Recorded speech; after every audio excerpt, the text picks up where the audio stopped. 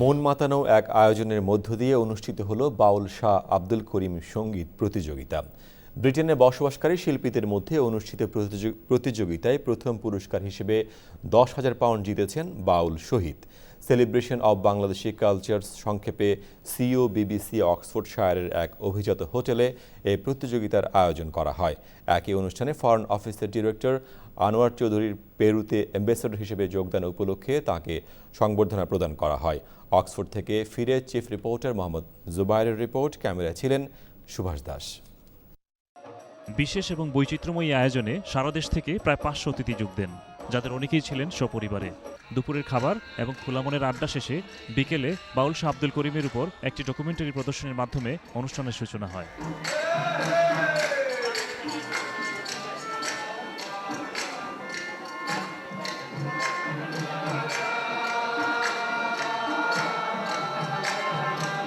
জনপ্রিয় 4 প্রেজেন্টার যথাক্রমে উর্মি মাঝহার, ফারহান মাসুদ খান, নাদিয়া আলী এবং আমিন রাজার উপস্থাপনায় কোনো বক্তৃতার বাড়াবাড়ি ছাড়াই শুরু হয় মূল প্রতিযোগিতা।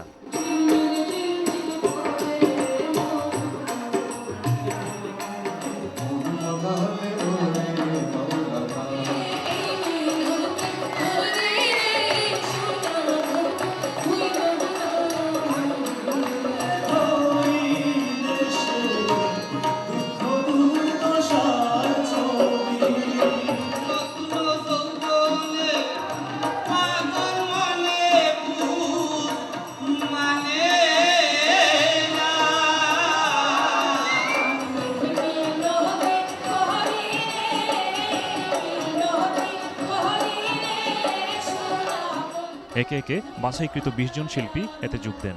ছিলেন তরুণ এবং বেশ নামডাক থাকা বাউল শিল্পীরা। জাজদের মার্ক এবং দর্শকদের ইলেকট্রনিক ভোটের মাধ্যমে সেকেন্ড রাউন্ডে যান 10 জন। সবশেষে সেমিফাইনালে টেকেন মাত্র 4 জন। এবার পুরো হলকে মাতিয়ে তুলেন শিল্পীরা। বিশেষ করে বাউল শহীদের সাথে যেন সকলেই এক আত্মা। বিশিষ্ট জনরাও মাতোয়ারা।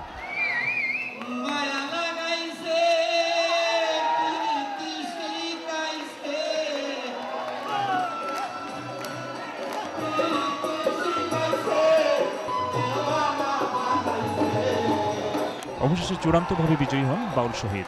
রানার আপ হন Joynal Ahmed, second runner up বিরোহী টুনু মিয়া এবং চতুর্থ সাজ্জাদ নূর। প্রথম পুরস্কার হিসেবে 10,000 পাউন্ডের চেক তুলে দেন দুই প্রধান স্পন্সর ব্যবসায়ী সিরাজ হক এবং দুবাইয়ের শিল্পপতি মাহতাব নাসের। আমাকে যে আমন্ত্রণ করেছেন এই জন্য আমি প্রথমে এই অর্গানাইজেশনকে ধন্যবাদ জানাই। আর আমি যে আনোয়ার চৌধুরীর একটা প্রোগ্রামে আমি নিজে উপস্থিত হইতে পারছি এবং এখানে স্পন্সর করতে পারতেছি। সারাটা জীবন 30 বছর ধরে গান গেয়ে দিলাম ও আজকে প্রমাণ পাইলাম যে আমি 2-1 একটু আপনারা গাইয়া মনোযোগ দিতাম পারছি, শান্তি দিতাম পারছি। কম্পিটিশনে সেকেন্ড হলাম, এটা আমার জন্য একটা স্বপ্ন।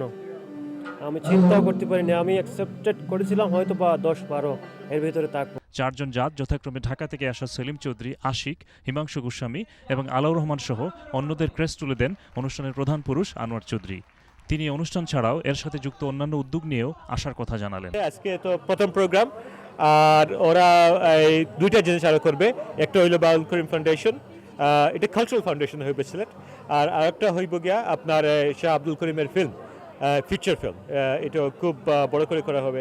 এই যে অ্যামেজিং শো আপনারা দেখতেছেন, এটা একটা ড্রিমের মতো সবার জন্য। Wonderful, and I want to thank the British Bangladeshi community for putting together this outstanding show. আমি আসলে ইংল্যান্ডে তো বহুবার এসেছি গান গাওয়ার জন্য। এই ফার্স্ট টাইম আমি একজন জাজ হিসাবে এসেছি এবং আমার অন্যদের একটা ফিলিংস খুবই ভালো লাগছে গান শুনে এখানকার। স্পেশালি ধন্যবাদ জানাচ্ছি এখানে যারা আছেন বা যারা উস্তাদ লেভেলের আছেন, যারা গান শেখাচ্ছেন, তাদেরকে স্পেশাল ধন্যবাদ জানাচ্ছি এবং আমি চাইবো যে আরো বেশি বেশি করে আমাদের বাউল গানের চর্চাটা হোক। COBBCর ফাউন্ডিং মেম্বার চ্যানেলসের চেয়ারম্যান আহমদুজ্জামান চৌধুরী জেপি এবং ফাউন্ডিং মেম্বার ATN-এর CEO হাফিজ আলম বক্স মনে করেন এমন আয়োজন ব্রিটিশ বাংলাদেশিদেরকে এক প্ল্যাটফর্মে নিয়ে আসতে পারে। এখানে যে ফাউন্ডিং কমিটিতে যারা জড়িত হয়েছেন সবাই খুবই অ্যাক্টিভ। তার মধ্যে ওয়ার্কিং কমিটি এই প্রোগ্রামের জন্য যারা ছিলেন তারাও অত্যন্ত কষ্ট করেছেন এবং আজকের অনুষ্ঠানটি অত্যন্ত successful. I am very happy and grateful to all our community members and the COBBCC member who come forward. এবং আজকে যে একটা চমৎকার একটা কম্পিটিশন, এটা শুধু কম্পিটিশন না, এটা সমাজের সব আমরা বাংলাদেশি সবাইকে আমি দেখতে পাচ্ছি, এটি হচ্ছে বড় আনন্দ। অনুষ্ঠানের শেষ দিকে COBBCর 30 জন ফাউন্ডিং মেম্বারকে সার্টিফিকেট প্রদান করা হয়। এদের মধ্যে কমিউনিটির বিভিন্ন পর্যায়ের শীর্ষ ব্যক্তিত্বরা রয়েছেন। Founding member barrister Moinul Islam এবং ফাউন্ডিং মেম্বার ও স্পন্সর জিএমজির এমডি মনির আহমদ সহ সকলেই মনে করেন সবার সহযোগিতায় এমন আয়োজন অব্যাহত থাকতে পারে। এত আনন্দ পাচ্ছেন যারা আসছেন, পার্টিসিপেট করছেন এবং যারা এখানে আসতে পেরেছেন, অংশগ্রহণ নিয়েছেন, এবং আগামীতে আমরা কিন্তু এই সাফল্যটা নিয়ে আমরা কিন্তু খুব মানে আজকের আগে ধরেন গত 12 ঘন্টা আগে উই ওয়ার ওয়ার্ল্ড যেটা কীভাবে হইবে, কিন্তু এত সাকসেসফুল হয়েছে, উই আর সো প্রাউড। আমার খুবই ভালো লাগছে, কারণ এখানে বাংলাদেশি যারা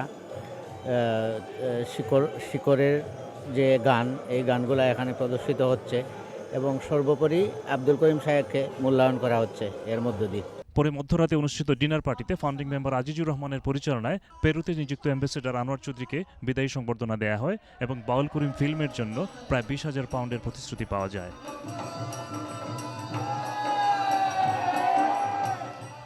Mohammad Zubair, channel S news, London.